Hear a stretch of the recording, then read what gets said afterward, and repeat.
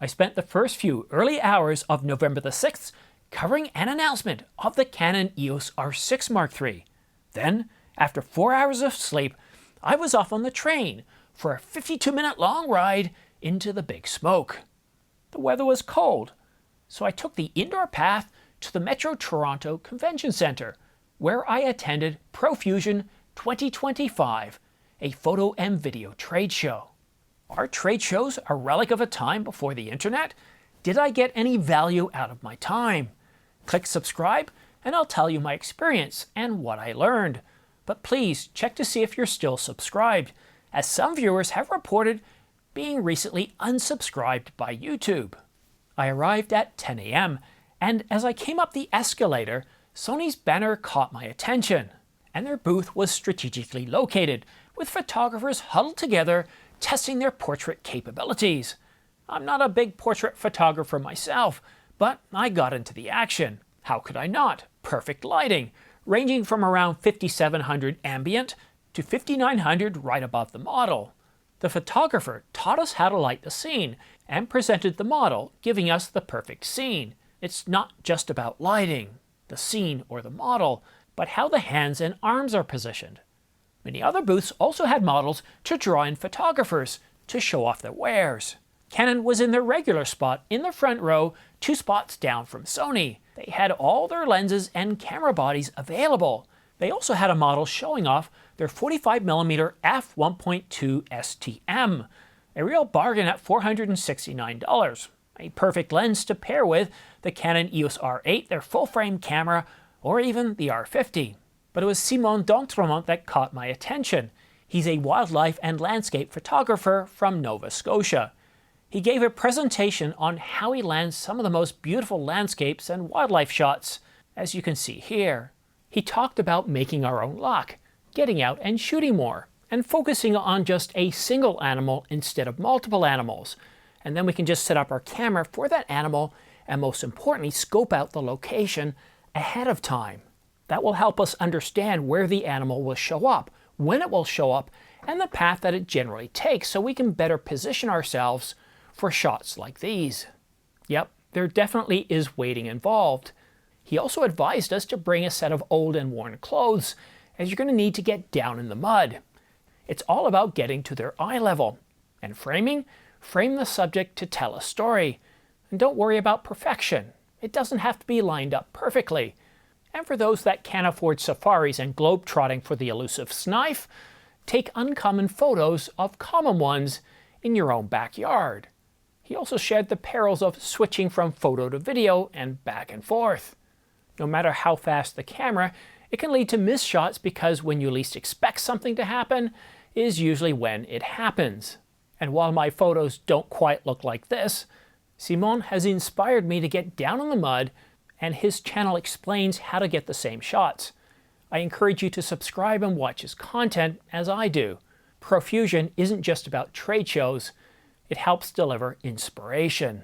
And I can tell you that behind the scenes, Simon d'Entremont is a very, well, down-to-earth person, easy to talk to, and I've actually watched his camera channel for many, well, months. I didn't discover him, I think it was on early this year that I discovered his channel, so I guess that's almost a year. So if you haven't checked out Simon d'Entremont, spelt Simon, then I highly recommend giving it a look. Profusion is a unique trade show that has photography, videography, and cinema, as well as all the accessories needed for our workflow.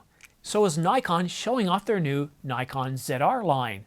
The ZR, an incredible value at $21.96, much lower than I expected.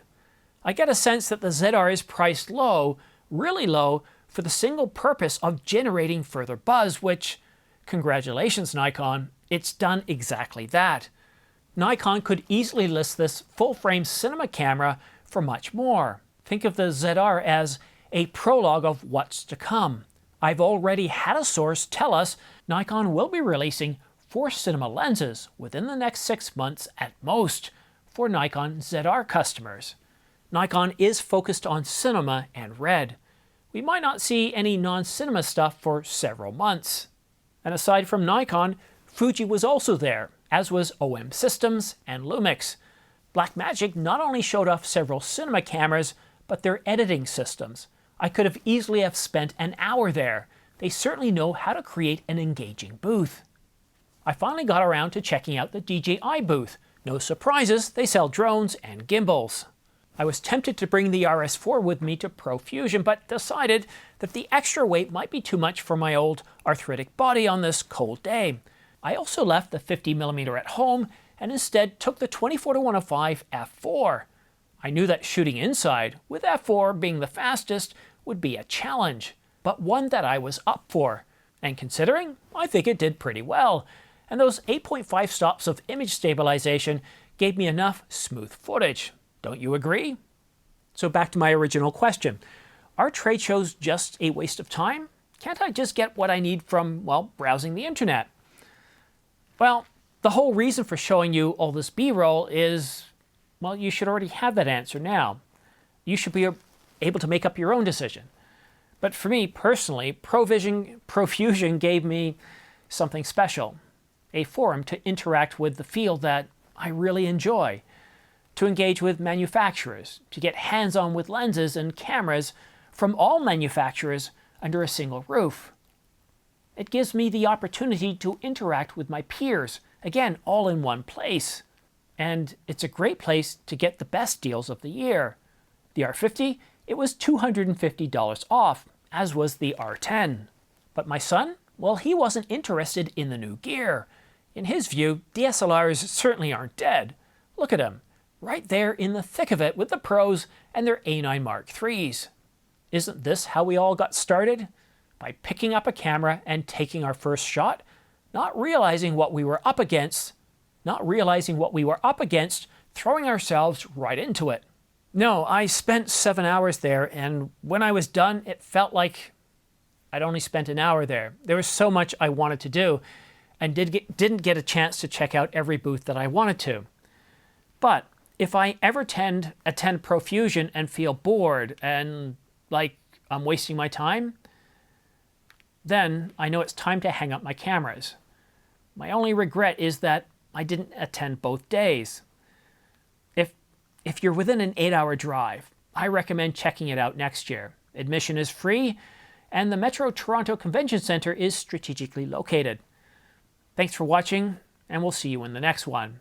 And thank you, Simon d'Entremont, for providing me with access to your photos so I could show my viewers. Again, guys, check out Simon d'Entremont's channel because he does a very good job of explaining things, and he truly has some very impressive landscapes and wildlife photographs that will they're impressive.